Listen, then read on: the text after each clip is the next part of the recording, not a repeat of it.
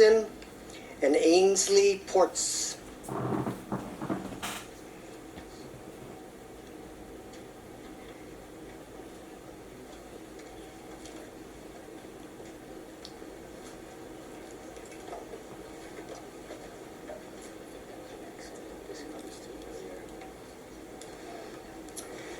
Okay, are you Gigi Tolentino? Either of you Gigi Tolentino? No, Ainsley Ports.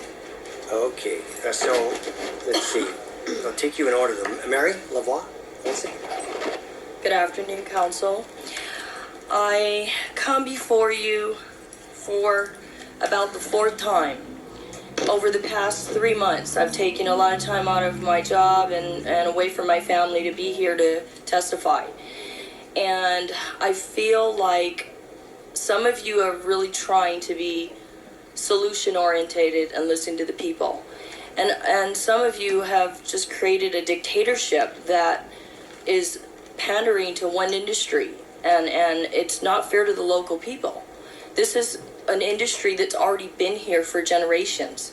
You need to get with the times and embrace what's happening worldwide. We are a destination location. We have only one industry to depend on right now. If we can diversify our industries over the next decade, I can understand you adjusting the tourism situation, but this is a trend we cannot ignore. Our city needs the revenue to take care of our expenditures that we've committed to. It would be irresponsible for the council not to take the responsibility and take the income that's here at our footsteps right now. And I understand this whole thing very well because I'm from the real estate industry. So I understand what Resi did to the community. When you guys implemented Resi to collect more revenue, you thought you were just screwing with outsiders. Well, you're not. It's local people. It's local people that decided to invest in this community instead of taking their money into the stock market and to other states. Right now, we've got a ton of local people talking about selling their property, taking their money elsewhere to other states that appreciate their money and their investment. We're chasing locals out by the droves. This two bills, the way it's proposed, will cause an economic recession and will devastate 12,000 jobs, okay? It's going to be on your hands. I think this is political suicide for anybody that votes for this.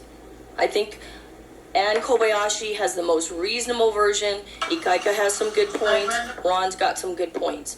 But with all of your ideas, I think we need a compromise to a fair resolution to this. You've got to embrace some of the B&Bs because these are local people that are just trying to get by. They need to rent out that back room.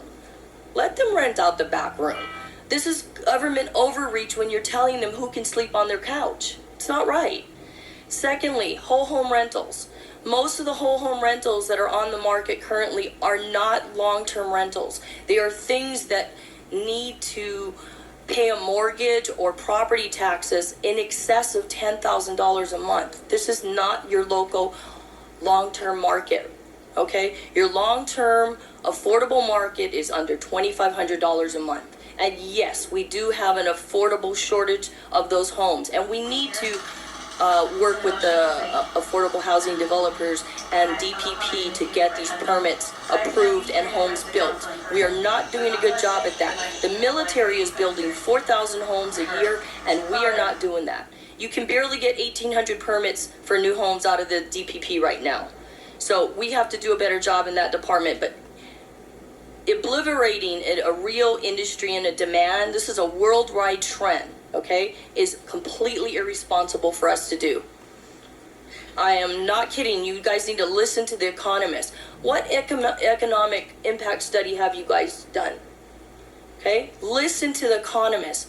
The few economists that are talking right now are saying, caution. This is, you're playing with fire. You're playing with 10,000 people's lives that are already currently doing that. We have 350,000 homes on this island, and of the 350,000 homes, 8 to 10,000 of them are already room sharing and whole home rentals. Most of them are room sharing because of a need.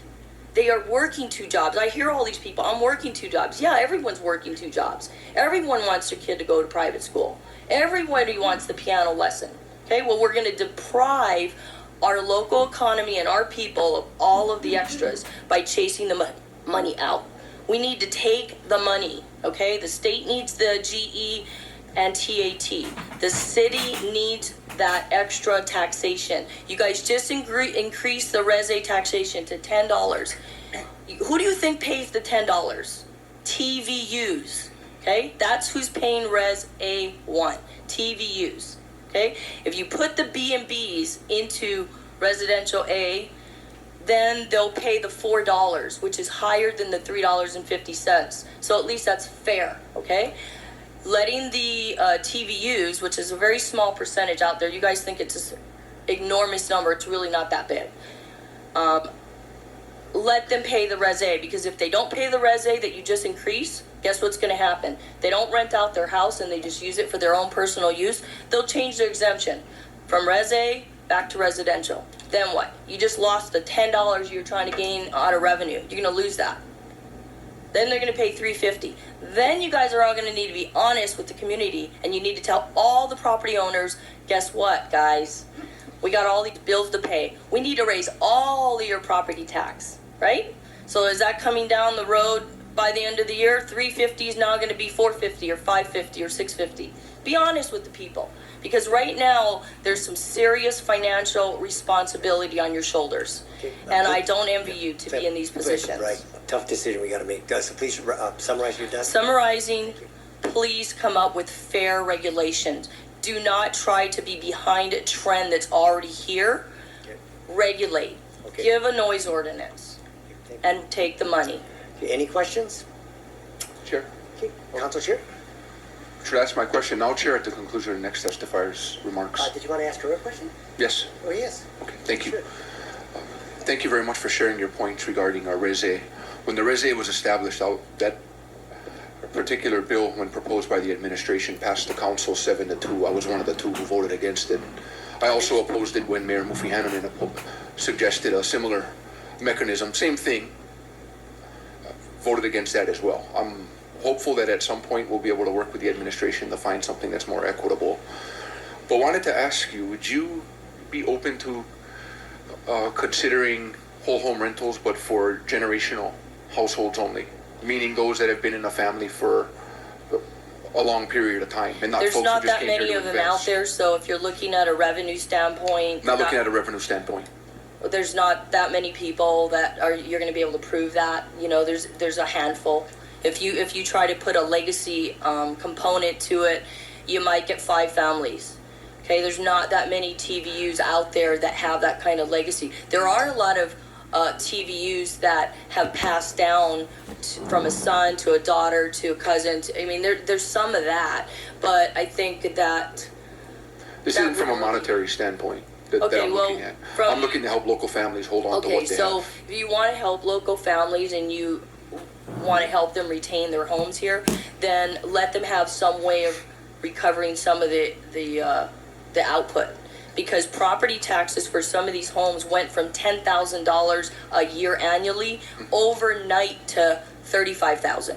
So they were like, "Oh my You're referring God!" to the Res A classification? Yeah, you guys did that overnight.